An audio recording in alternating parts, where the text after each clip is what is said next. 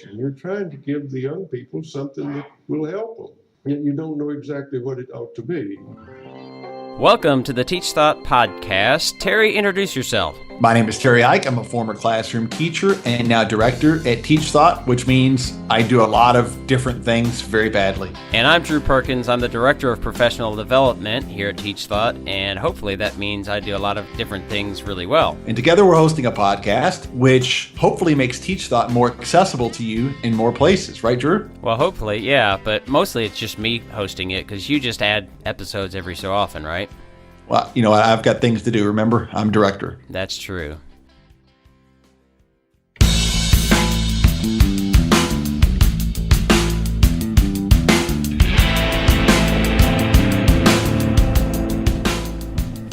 Hi, this is Drew Perkins, the Director of Professional Development here at Teach Thought, and as always, we appreciate you tuning in to the podcast. As a reminder, the Teach Thought PBL Grow 17 event registration, regular registration, has closed, but there are some opportunities and a few spots left, likely by the time you listen to this, if you're listening in a timely manner, to register and join us for that 3 days of professional learning around project-based learning in our hometown of Louisville, Kentucky, July 17th, 18th, and 19th. You can go to wegrowteachers.com and click the Grow 17 link along the top, as well as click on project-based learning, and you'll see a little link to it as well. But essentially, it's just wegrowteachers.com/grow17.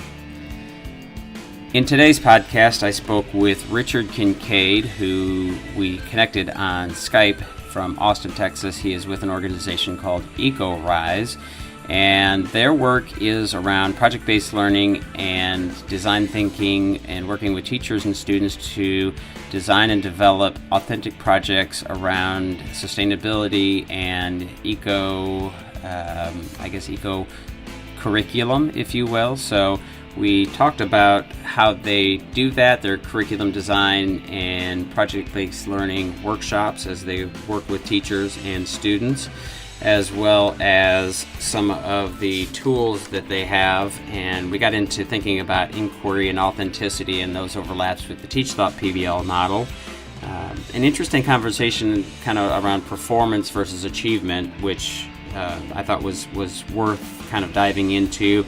We talked about the necessity to dive into certain standards and maybe not teach certain standards, which may sound like heresy to some of you.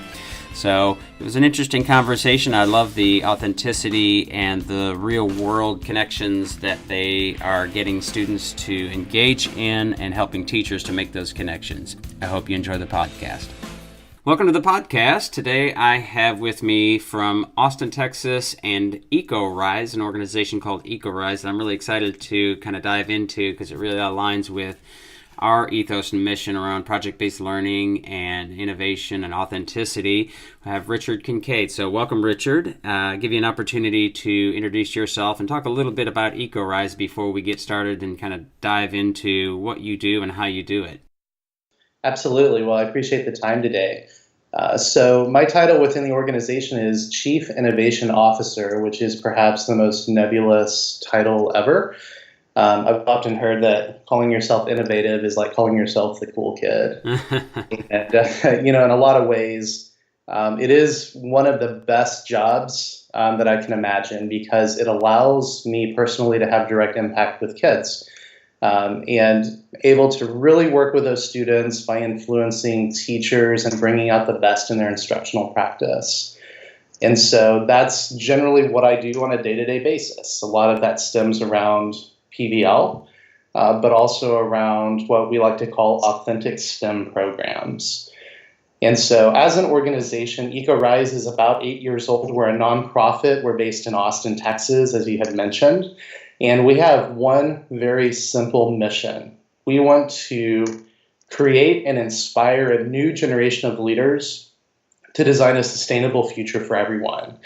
And we do that by focusing very much on the local level, by showing kids how they can make a difference in their local communities around issues like sustainability, So really working in their local environment to have that strong environmental, business. We define sustainability in so many ways, but just to have that impact and learn that they can build a better future for themselves. That's, if we can, I'm curious, your definition of innovation. What does that mean in your context, other than being the cool kid? And that happens maybe one day a week. So I'm really excited that happens. For us, we really look at the education system as being one of the greatest untapped resources, I think, within our school system. And students so often go to school and learn about math and science and other core content areas. But so often the void is being able to make that specific link between core content and theory and actual practice. And so what we are referring to as innovative really should just be reality, right? But that's not often the case. Right. And so what we try to do is really empower teachers to discover those connections and lead their students towards those reality-based learning experiences. The piece, well, let me back up here a little bit. What is your background and how did you get into this work? So, yeah, that's a great question. I started off as a high school debate teacher. I followed in the footsteps of my parents, who were both teachers, and worked in a number of school districts out in West Texas and in North Texas, and really enjoyed the impact that I could make at a classroom level, but at the same time, really wanted to be able to broaden that impact to a wider audience. So from there, I moved into an instructional coaching role, wound up leading an instructional coaching program. We brought in project-based learning through New Tech Network when I was in that particular role. From there, I moved into a district K-12 curriculum director. From there, I moved into a campus leadership role, and then eventually in a district level career and technical education role. And so I really view the work that we do through multiple lenses. There are a number of things that administrators need to see when they're evaluating performance of a teacher or a campus. And a big piece of that is student engagement, tying their particular practice to standards, and of course, making sure, students are performing well on that, test that oftentimes becomes the focal point of education, but also remembering what it's like to be a classroom teacher, the hundreds and thousands of things that are thrown at them every single year, and really being able to separate out through all of that minutia and provide them tools that are really accessible right off the bat so that they can take this into their classrooms and really make a difference. And so those are really kind of the two viewpoints that I bring to the table. When you mentioned the New Tech Network, and they have some roots that are similar to the Buck Institute's PBL model, of which I was a national faculty. I'm curious what your, we have a Teach Thought PBL model, of course, which PBL has, really good PBL has, obvious commonalities and consistencies. What, is there a model in particular that you all use, or what is the foundation of your PBL? It really is kind of a hybrid approach. And so I was lucky enough to have two different experiences. The first was out in Odessa, Texas, where we opened up Odessa New Tech. And I was part of the logistics team that helped to open that campus. And so really seeing, that almost prescriptive model of PBL that New Tech utilizes, and seeing the incredible benefits of cross-disciplinary instruction and really bringing all of those instructional components home with kids by making things, authentic. And then moving to a school district in the Austin area, we brought in the Buck Institute to do a district-wide initiative. And so I was part of that planning team as well. And so one of the things that I noticed early on is exactly as you mentioned, a lot of the tenets for PBL are the same. You have more or less this process where students are, learning to ask the right questions. They're learning to be guided by the teacher rather than being fed the answers. They are really creating authentic projects that show mastery of the content that hopefully is connected to standards. One of the things that I found, though, going through 2 different iterations in districts, is it almost feels unapproachable to some teachers. We get lost in the jargon. We get lost in, am I doing this step correctly, in order to inform the next step? And so really the approach that we take at EcoRise is building those tools of inquiry, building that authentic audience, building a process so that students can, develop additional questions and develop solutions to some of the projects or problems that they've come up with. But putting it all in a sense that feels really accessible to teachers. The 2 pieces that you mentioned there are the 2 pieces of our PBL model that I think are maybe the biggest takeaways of our professional development and what should be sort of what I call the enduring residue of PBL professional development, and that's what we call rich inquiry and that authenticity. So the other pieces like autonomy and craftsmanship and meaningful assessment in our model, and all of those things in support of thinking and learning, some might call it content and skills. But the big pieces, and not to minimize or marginalize those others, but to me, those, as you sort of noted, that sense of inquiry and authenticity. And how do you see those 2 things being connected, or what are the value of those 2 things as they relate to critical thinking and collaboration, soft skills, but also content? Yeah, so there's a lot in that question. So I'm going to unpack what I can and help me miss. Sorry. No, that's fine. I think that authenticity piece that you touch on is critical. And in a lot of ways, I think this is where a lot of professional developments fall short, is on that authenticity piece. So often, what we see in classrooms, are teachers attempting to connect like very specific content-related standards to a project, but the project doesn't always have real-world implications, right? And so it's almost like a science lab of sorts, right? You're in a controlled environment. Kids might be putting together some sort of end product, like a video, maybe a website, or whatever else they choose. But we really like to take it a step further on that authenticity piece. What we challenge our classrooms and our teachers and our students to do is to make a difference in their local community. And here's what I mean by that. As an organization, we're really passionate about sustainability. We believe that there are a number of reasons why now is the time to act around things like climate change and just saving energy and diverting waste from landfills. And so we have a very specific context that as an organization we're passionate about.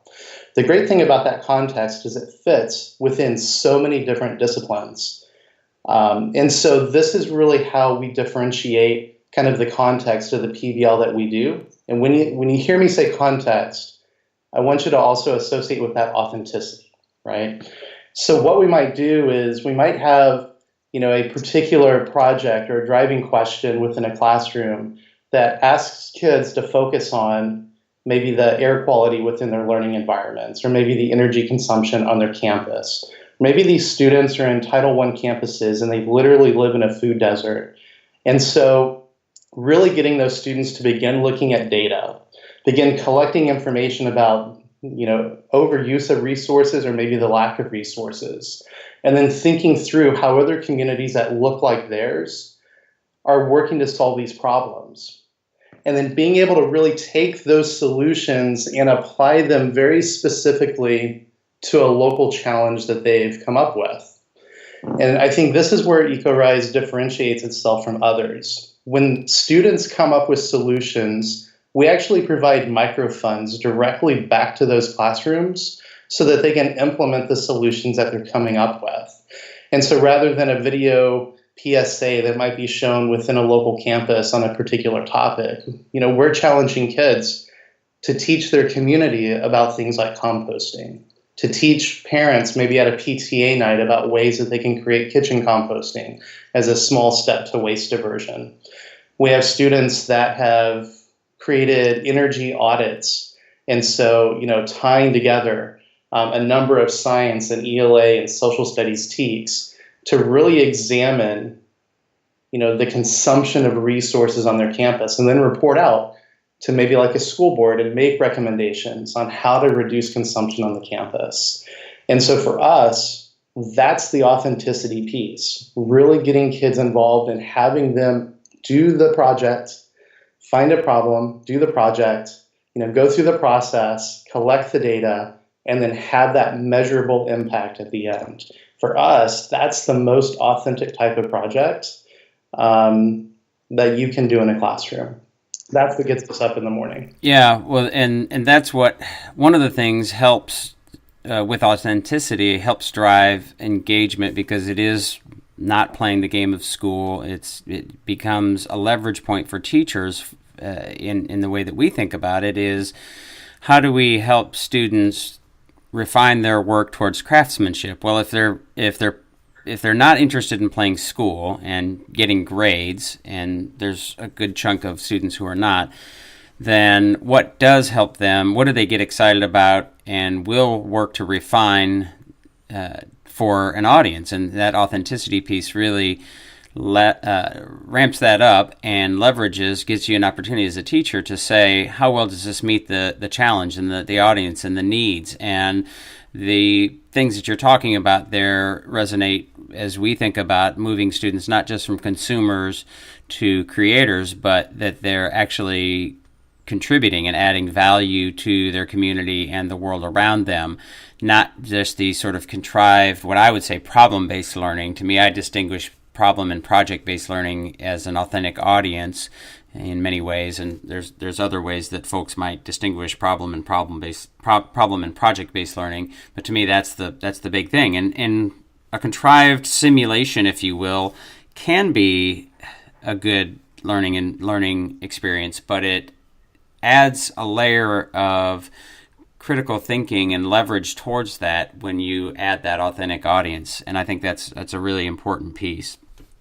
You're exactly right. One of the neat things that we just hosted a couple of days ago here in Austin was a citywide showcase where we invited 25 groups. They competed for spots at City Hall, and they were able to come and showcase the things that they had done over the course of the year related to sustainability. And the authentic audience became the mayor of Austin and school board members from area districts and community members and parents that were invited.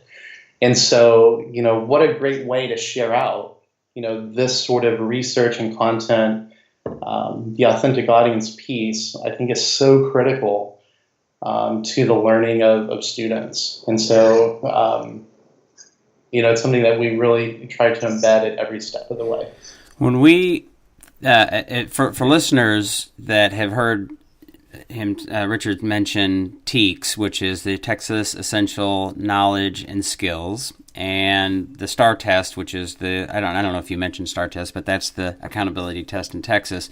One of the things that I know from our work is that what I would call a friction point between things like TEKS and whether it's Common Core or whatever you're using as content standards and guides, and to the extent that those are sort of rigid and the narrow timelines and pacing guides and things like that, that is a friction point towards more authentic, organic, powerful projects. And tying those things, those authentic projects, to content standards can be difficult. So what are some of the ways you've talked about a little bit, but I'd like, if you would, to sort of expand how you work with teachers and students to really get great projects that are rooted in that content, and what's that process look like? Yeah, and I appreciate how you acknowledge, the rigidity of those sorts of things. And sometimes looking at standards, particularly in Texas, where I don't think the state of Texas has ever met a standard it didn't like. We literally have so many of them.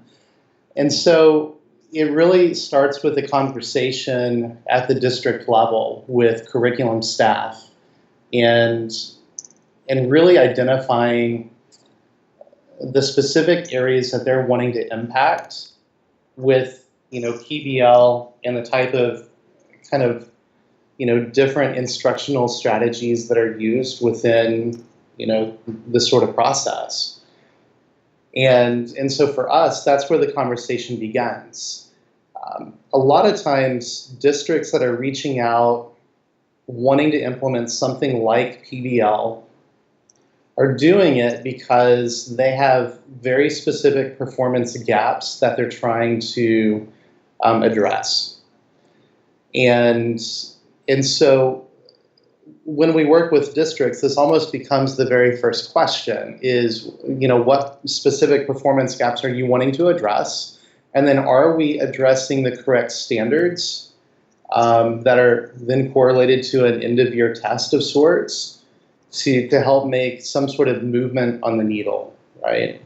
And so this becomes kind of that rub between PBL and performance. And PBL is maybe a surrogate for any type of new instructional method at this point, right? So districts, need help. They want to go find the next, new thing that they can bring in order to impact, that performance gap.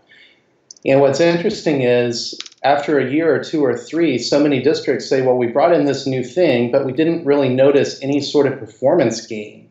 This new thing must not be that effective.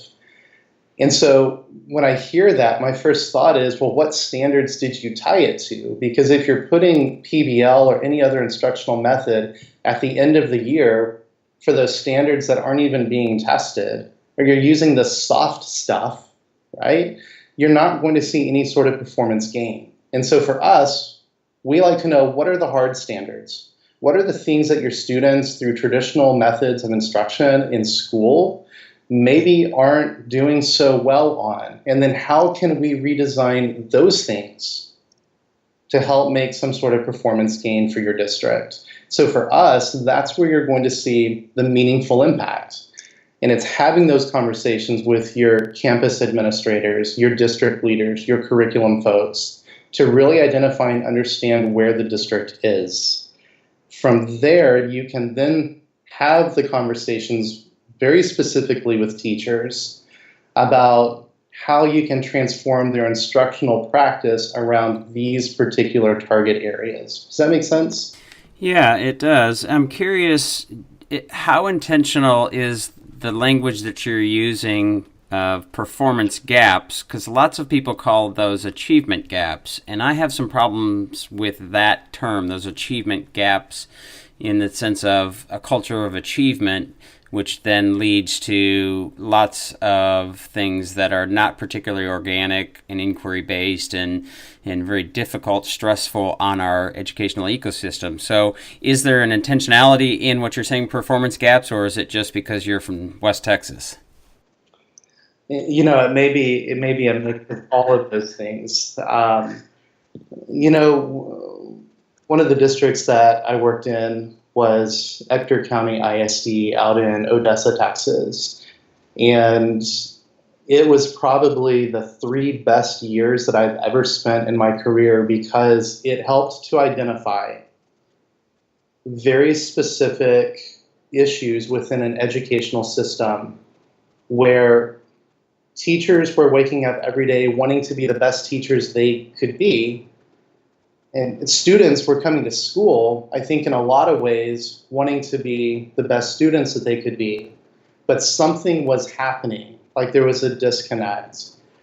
And it became almost a case study for how do we move the needle on literally performance. And I like how you indicate, achievement not really being, a term that you prefer. It's a term that I don't really prefer either. Because I think what it does is it addresses almost this artificial success point that states like Texas have created around, passing or not passing, what is sorts of a minimum standards test.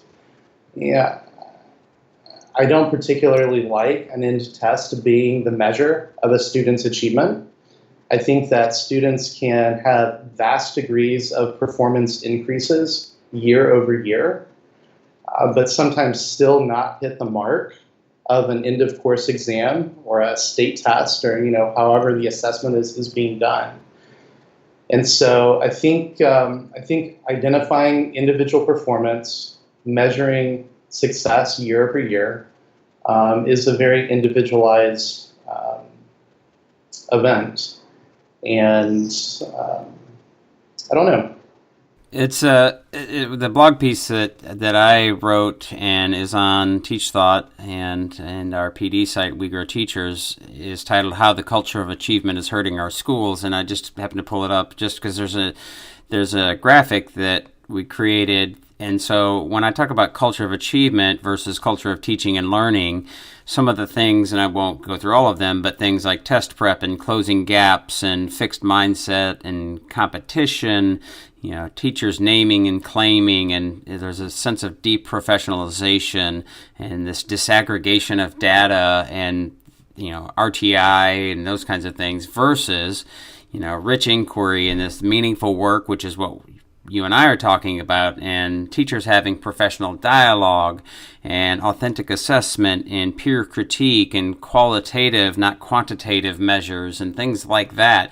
And I do think that culture of achievement is a danger. I mean, it's sort of a glittering generality, right? You say, who doesn't want achievement? It's like, who doesn't love babies? But it leads to things that I think are problematic.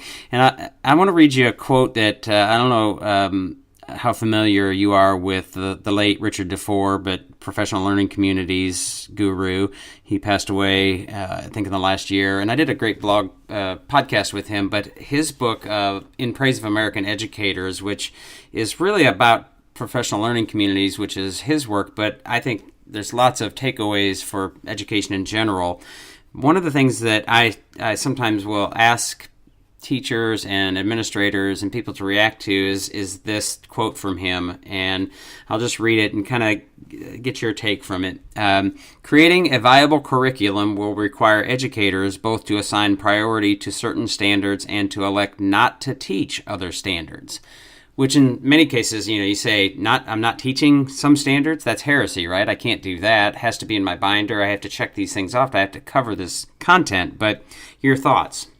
One of the things that I often say at EcoRise at work is the things that we do have to be absolutely intentional. And in order for you to say yes to something, oftentimes it means you have to say no to something else. And so I think Dufour is right on point with that, is we have to really be intentional about the content that we want to teach and the standards that align to those very specific things. I can use Texas as an example. Our TEKS, our standards around something like science, are so broad and complex and deep that when you compare them to something like the NGSS standards, you're going to see a depth and complexity in Texas that may or may not be beneficial. And so I think a lot of districts, particularly in Texas, and I can speak to that because it's where I have the best knowledge set, really do exactly that. They examine the standards. They look at the only metric that we can look at, right? The testing frequency of particular standards, which one is tested the most, looking at, how those standards are scaffolded, and really identifying the easy wins, those things that we know are going to provide the best performance on a test. And so it almost hurts my mouth to say, identify those standards that are going to provide the best performance on a test, because I often think a lot of times those standards almost become artificial, right? So we're teaching very specific content so that we perform really well on a test, but are those the standards that really teach us the things that we need to know in order to be successful once we're out of this institutionalized school environment. And I think that's probably a debate among a number of educators, like perennially. I think that may be, the subject of an entirely different, podcast, and you've probably done a few of those before, the value of standards and how we address those things. But for teachers and for school districts, it really does become a necessity to determine what's going to be the most important for the students that are sitting in your district, on your campus, or in your classroom. And I think in a lot of ways, giving teachers the freedom to say no to certain things so that they can say yes to others is an important permission for district leaders to be able to give. Yeah, I think we have to really be thoughtful about or being intentional about those standards and pieces of content that we're going to teach, because, as you said, you can't. There's sort of some sense of, I feel like I'm doing my job. Teachers feel like they're doing their job if they cover that content, or maybe the inverse is they feel like that they're not doing their job if they don't cover all this content. But are the students really learning it, and to what depth and to what purpose? And it gets to that question about the purpose of school. And I think that as we consider these content pieces, those are somewhat rooted in, or should be determined by, perhaps the region and the locality, because there are some pieces of content perhaps that are more important in some places than others, but skills are transferable, and getting at the thinking versus the content. And that's, there's no accident that we're called Teach Thought, because it's not teach content, it's teaching thinking to be able to get to the content. And both of those can happen, but the idea that, and I think lots of teachers have done this for years, and it's not because they don't understand that this is just kind of how we've done it for years, is teaching content to get to thinking skills. But if we flip that and approach it from thinking skills and then pull in content, it becomes more contextual. It becomes, that word pull becomes more relevant as opposed to pushing out content. Yeah, I think you're exactly right, and particularly around science, I think we saw a move towards that sort of flexibility with the next generation science standards. So NGSS, adopted by a number of states. Unfortunately, Texas is not one of those, but it gave states the freedom and flexibility to really contextualize at a local or regional level the sort of content that was important to them. And I think one of the best iterations that I've seen of NGSS is in the state of Massachusetts. And so Massachusetts went through, they created more or less their own framework around NGSS. And one of the really great things that I think they did is they were able to separate kind of that skill from, practice. And so, you have this content, you have these things that students need to know, like there's that knowledge piece. But then they took it a step further and said, here's the performance component that you're going to be assessed on. So that performance piece encompasses, a varying degree of standards, oftentimes multiple standards, in one performance. But it really shows the hands-on piece. And as Massachusetts begins to kind of reform their entire statewide assessment piece, it really takes on that performance component, which brings in exactly what you said. It's that critical thinking piece. How do I apply this stuff that I've learned into a very real practical situation? Probably one of the best iterations of educational standards that I've seen in a while. Well, let's talk about some of the specific projects and work that you and your students and your organization have worked through and seen play out. If you would share some of those, some of the more powerful ones, and maybe even some that you struggled with, because it's important for teachers to understand, not just in project-based learning, but especially in project-based learning, there's apt to be lots of struggles, and that's sort of par for the course and healthy. We don't want to struggle. We don't want to have projects that aren't as successful as we want. But the reality is that messy. Learning is messy. Real learning is messy, and organic, authentic learning can be messy and nonlinear, and all of those things. So, I'm curious about some of the projects that you all have been involved with. Yeah, and so really our projects begin on day one in the teacher trainings that we provide. We do an initial 3-day training with our instructors, and all of that is wrapped around kind of this hybrid PBL design thinking type structure. Like you're doing a PBL to learn PBL.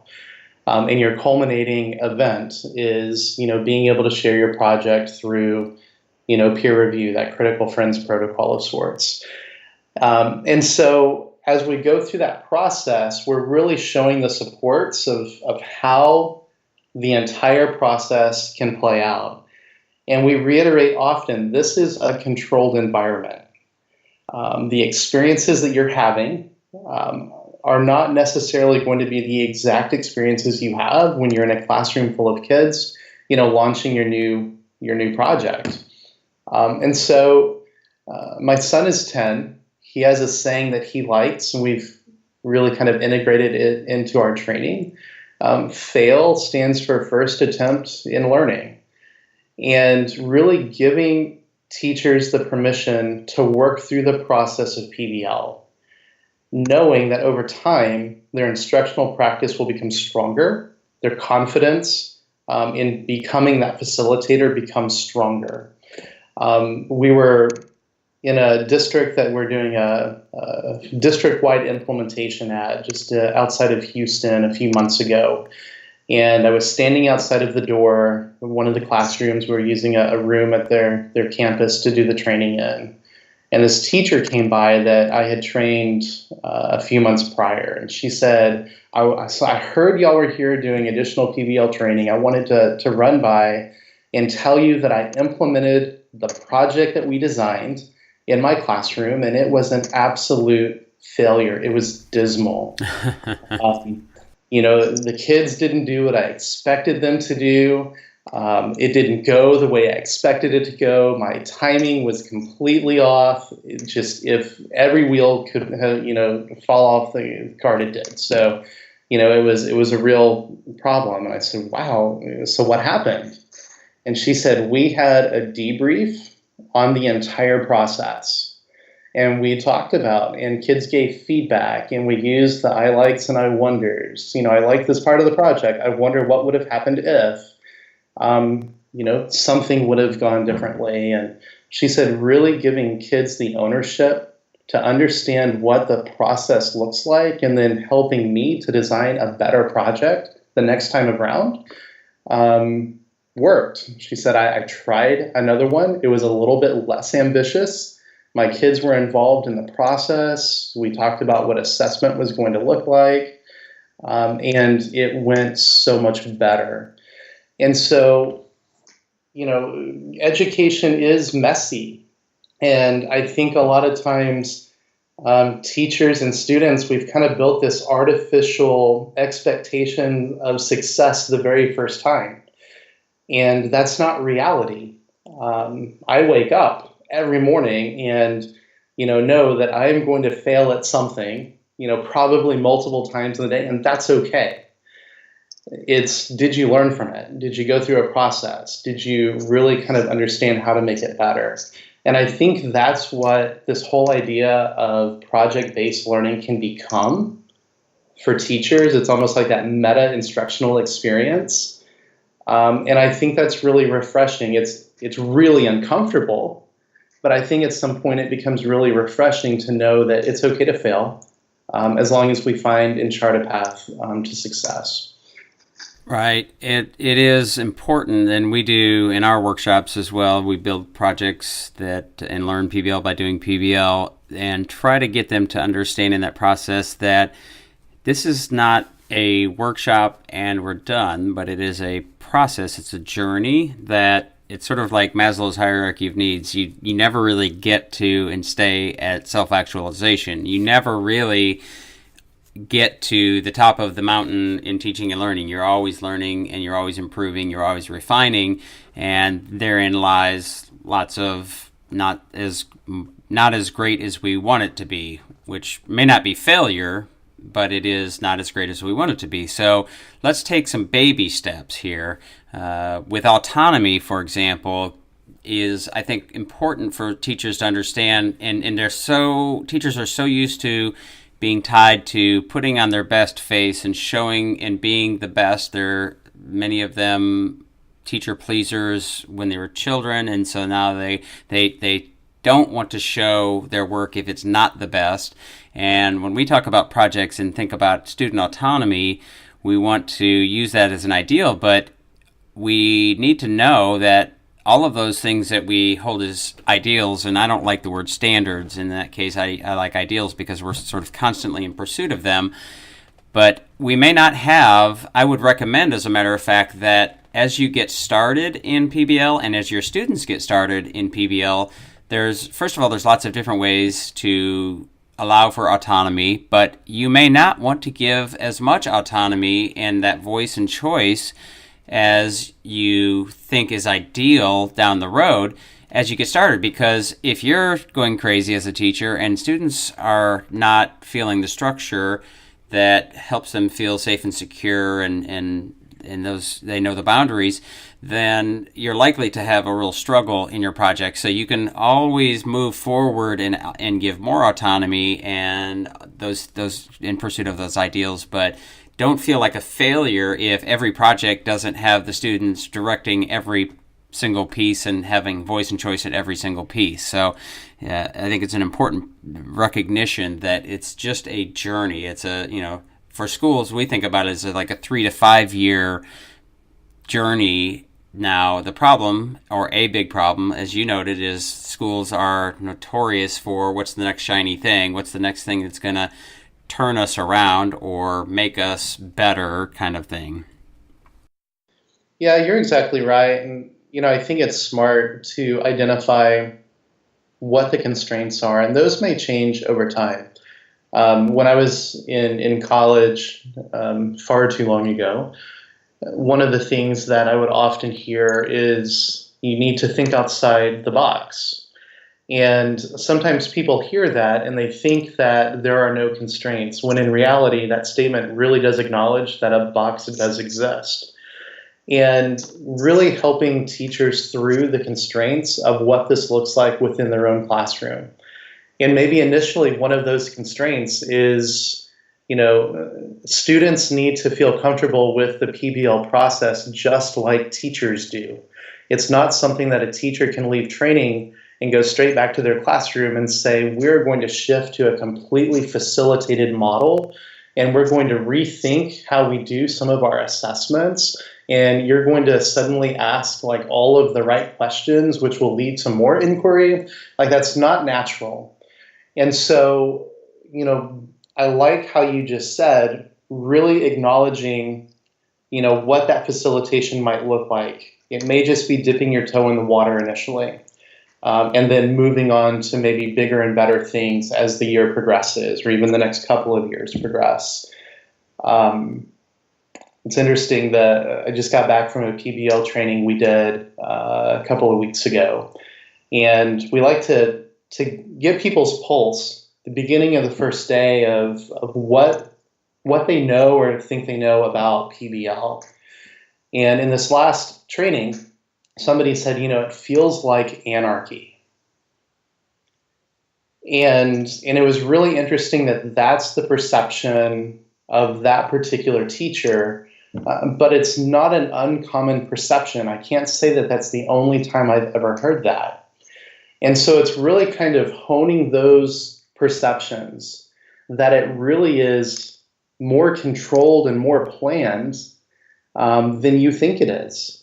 And there's a lot of work that goes into making sure these projects are effective, making sure that, your kids are going to stay on a particular, journey, as you called it, without getting too far off the beaten path and chasing too many rabbit holes. And so it really is just kind of, having them acknowledge kind of where they are and charting just a small step forward in order to make some of those cultural and paradigm shifts. Yeah, and it's not. We hear lots of teachers say, it's controlled chaos, and that is certainly some of what happens for sure, but it is important. It's really important for teachers to understand that we're not getting to the end of a project and then seeing what the students learned and hoping that they learned what is on our list of curriculum checklist, if you will. But it is saying, here's what we want them to think about and learn about. There are going to be some things that they're going to learn accidentally, but really being thoughtful and intentional in your systems and structures about how do you get the content standards, the I can statements, the learning targets, whatever we call them, how do we get students to identify and pull them up and get them as identified as need to knows and questions from a driving question, so that they're uncovering and we're doing that process, helping them in that process. But that takes real skill, and there's the facilitation there, and sometimes it doesn't come as easily for them or for teachers. So it's not always easy, and it is messy. Let's kind of flip that though. Let's think about what are some of the projects that you have seen that were not as messy, or maybe not as messy is not the right word, but were really successful and EcoRise is really proud of. So when we do our PBL trainings, we give our teachers a lot of broad opportunities. So we don't pigeonhole them into the context of sustainability. So we're able to see a broad mix of projects. There was one project in particular that we saw. It's kind of a humorous. It's kind of a humorous example of the power of middle school boys. My son is 10. He's on his way to 5th grade. I can't wait till he gets to middle school, because all of the things that entails. But their creativity seems off the chart. There was a school here in Austin. It was a classroom of science students. These were boys that were typically attendance or behavior issues, and so they were siloed into one classroom, all of them together. Which is probably not the best environment to try to teach anything. And so the teacher began the process of science and really wanting to talk about water conservation, water cycle, where water goes within a closed system, from your faucet all the way to, the lake and everything in between. And so he challenges kids to begin thinking about that particular system. So this group of middle school boys generally had, massive attendance and behavior problems, started kind of asking questions around water consumption on their campus. They met with the facilities director for the district. They spoke with the principal and the custodian, and were really having trouble identifying a specific thing that they wanted to know more about. So long story short, they went to the bathroom one day and noticed a bunch of boys were using the stalls versus the flush urinals. And they thought, I wonder how much waste is happening because people use those stalls. It's a lot more water that you're flushing. And so they began taking measurements, and they brought in those measurements, kind of extended them over a month's time, 6 months' time, and a year's time, and discovered that there was significant water waste because the boys were going to the stalls. And so they were like, well, how do we impact that? Like, what are some things that we can do to help make a difference with that? Maybe it's a more efficient flush toilet. Maybe we can talk to facilities and buy toilets. Or maybe the solution is a little bit simpler than that. And so in Europe, apparently, a really popular trend is to suspend, like within the urinals, some sort of like soccer ball, and then down at the bottom of the urinal have a net. And literally, the thing is, you urinate on the ball and try to get it into the net. You're essentially playing soccer as you're using the restroom. So these kids said, wow, what if we were able to install those devices on urinals within our school. So they explored it. They created a public service announcement literally called "Urinals Are the Goal." They installed the soccer balls and nets. EcoRise funded that particular project, cost us about $280. And they began measuring impact.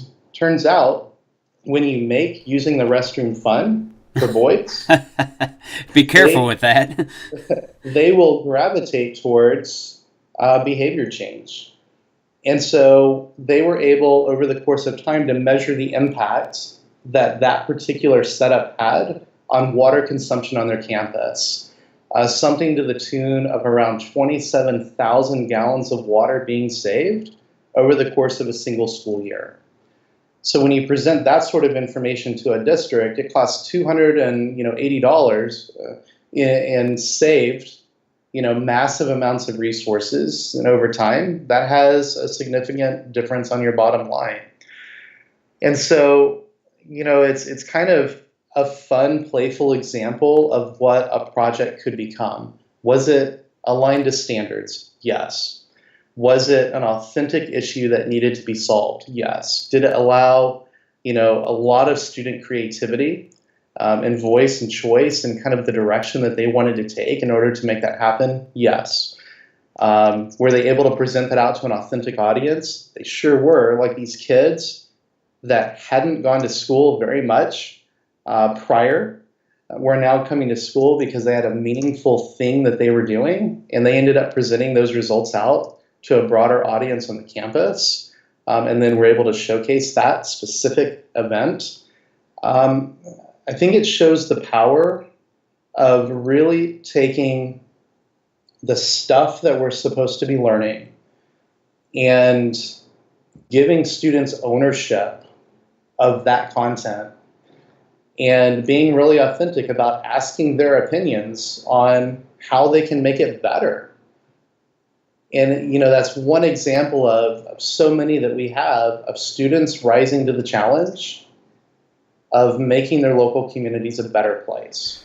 Yeah, I love the idea, again, of them adding value to the community. And I think that as what I see, one of the things I love about EcoRise and what you're doing is just that you're sort of blurring and removing those walls between what some folks would say school and the real world, and why there is that and how that's developed is problematic. It really should be almost like a think tank in many ways for students to be adding value and doing things that are real and authentic, and that therein lies so much value that sometimes is difficult to connect to content. And as we think about the ecosystem of education, I often say, you move one thing forward that allows you to move some of the other things forward. And hopefully, in 20, 30 years, or who knows when, and maybe this doesn't happen, I'm not terribly overly positive about this, but that the way that we think about content and curriculum and standards and testing and accountability will be vastly different because we keep pushing the different pieces forward. So, Richard, I'd like to give you an opportunity to share links and social media and things like that with our listeners. Right. So you can follow us on Facebook. EcoRise is our Facebook handle. On our Facebook page, we have a number of examples of student projects. We started video applications this year, so you can see some great examples of what those projects look like from beginning to end. You can also follow us on Twitter at EcoRise. We also use the hashtag WeRise, and so you can see quite a bit of our content through Twitter as well. We're fairly active on social media, so follow us and learn more about some of the really great work that we're doing all across the country. And the website is ecorise.org, and there's lots of different pieces and parts to that as well. So folks can check that out. And anything in particular or way to contact you specifically so they can harass you and cyberbully you? Because you're a cool kid. Title says it all, right? So, yeah. So you can email me at richard@ecorise.org, and happy to engage in any sort of conversations around PBL, sustainability, education in general. Yeah. Okay, good. Well, I appreciate the time and the thinking. It was nice to have you on, and I'm looking forward to seeing how this grows and seeing some of the future projects because I love the idea. Yeah, thank you, Drew. I appreciate the time today. That'll do it for today's podcast. Thanks so much for listening, and if you didn't hate it, please leave us a review on iTunes or wherever you're listening, and share it on social media wherever you feel comfortable. Speaking of social media, you can find us in all the normal places like Facebook, Twitter, Google+, LinkedIn, Pinterest, and please share us on those places as well. And don't forget about TeachThought Professional Development. You can find us there at teachthought.com/PD.